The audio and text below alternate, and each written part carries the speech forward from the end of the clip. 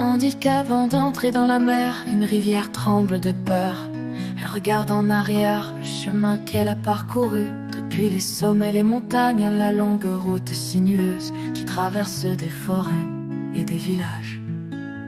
Et voit devant elle un océan si vaste qui pénétrer ne paraît rien d'autre que de voir disparaître à jamais. Mais il n'y a pas d'autre moyen. La rivière ne peut pas revenir en arrière. Personne ne peut revenir en arrière. Revenir en arrière.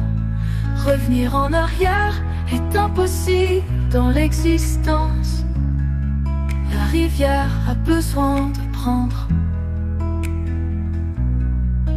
le risque et d'entrer dans l'océan. Ce n'est qu'en entrant dans l'océan que la peur disparaîtra, parce que c'est alors seulement que la rivière saura qu'il ne s'agit pas de disparaître dans l'océan, mais de devenir océan.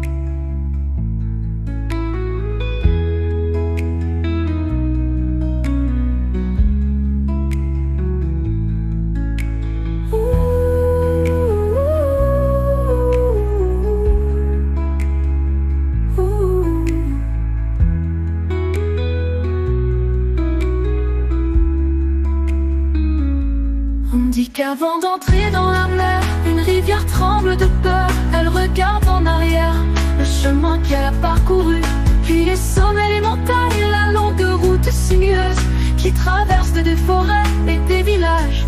Et voit devant elle un océan si vaste qui pénétrer ne paraît rien d'autre que de voir disparaître à jamais. Mais il n'y a pas d'autre moyen. La rivière ne peut pas revenir en arrière. Personne ne peut revenir en arrière. Revenir en arrière. Revenir en arrière. En arrière. Il ne peut pas revenir en arrière. Personne ne peut revenir en arrière. En arrière. Revenir en arrière. Impossible dans l'existence. La rivière a besoin de prendre le risque et d'entrer dans l'océan. Ce n'est qu'en entrant dans l'océan que la peur disparaîtra, parce que c'est alors seulement que la rivière saura qu'il ne s'agit pas de disparaître dans l'océan, mais de devenir océan.